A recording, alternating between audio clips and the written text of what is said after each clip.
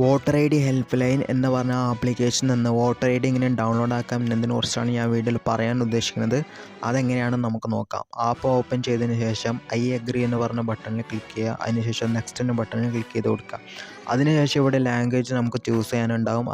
നമുക്ക് language choose ചെയ്തതിന് ശേഷം ഗെറ്റ് സ്റ്റാർട്ട് എന്ന ബട്ടണിൽ ക്ലിക്ക് ചെയ്യുക. അതിനുശേഷം ഇങ്ങനത്തെ ഒരു ഇൻ്റർഫേസിലേക്ക് എത്തും. അതിനുശേഷം ഇവിടെ ഈ എപ്പിക് എന്ന് പറഞ്ഞ ഒരു ഓപ്ഷൻ ഉണ്ട് ലെഫ്റ്റ് സൈഡിലായിട്ട്. അവിടെ നമ്മൾ ക്ലിക്ക് ചെയ്ത് കൊടുക്കുക.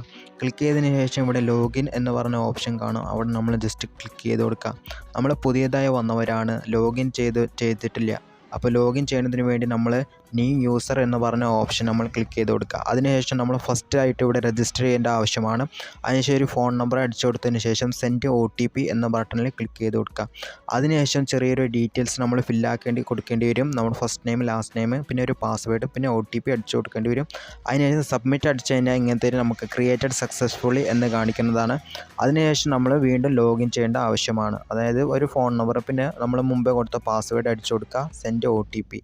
അതിനുശേഷം നമുക്ക് ലോഗിൻ ചെയ്യാൻ കഴിയുന്നതായിരിക്കും. ലോഗിൻ ചെയ്യുന്നതിന് വേണ്ടി നമ്മൾ ലോഗിൻ നൗ എന്നൊരു ബട്ടൺ ഉണ്ട്. അവിടെ നമ്മൾ ജസ്റ്റ് ക്ലിക്ക് ചെയ്ത് കൊടുക്കുക.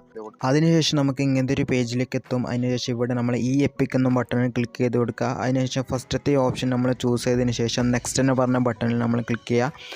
അതിനുശേഷം നമ്മളിവിടെ വോട്ടർ ഐ ഡി അടിച്ചു കൊടുക്കുക, നമ്പർ. അതിനുശേഷം സംസ്ഥാനം ചൂസ് ചെയ്തതിന് ശേഷം ഫിറ്റ്സ് ഡീറ്റെയിൽസ് എന്ന് പറഞ്ഞ ഓപ്ഷൻ താഴെ കാണും. അവിടെ നമ്മൾ ജസ്റ്റ് ക്ലിക്ക് ചെയ്ത് കൊടുക്കുക. അതിനുശേഷം നമുക്ക് താഴെ നമ്മുടെ ഡീറ്റെയിൽസ് എല്ലാം വരുന്നതായിരിക്കും വോട്ടർ ഐ ഡിയുടെ. അവിടെ നമ്മൾ ക്ലിക്ക് ചെയ്ത് കഴിഞ്ഞാൽ ഒരു OTP അടിക്കാനുള്ള ഓപ്ഷൻ വരും. അവിടെ നമ്മുടെ ഫോണിലേക്ക് ഓട്ടോമാറ്റിക് ഒരു OTP വരും. അതിനുശേഷം വെരിഫൈ ആൻഡ് ഡൗൺലോഡ് ഈ എപ്പിക് എന്ന ബട്ടണിൽ ക്ലിക്ക് ചെയ്ത് കൊടുത്തു കഴിഞ്ഞാൽ നമുക്ക് നമ്മുടെ വോട്ടർ ഐ ഡി നമുക്ക് ഡൗൺലോഡ് ആക്കാൻ കഴിയുന്നതായിരിക്കും. അപ്പോൾ വോട്ടർ ഐ ഡി ഇത് രജിസ്റ്റർ ആയ ഫോണിൽ മാത്രം കഴിയുള്ളൂ. ഇനി എങ്ങനെ രജിസ്റ്റർ ആക്കാം എന്നതിനെക്കുറിച്ച് ഞാനൊരു വീഡിയോ ഉണ്ടാക്കിയിട്ടുണ്ട്.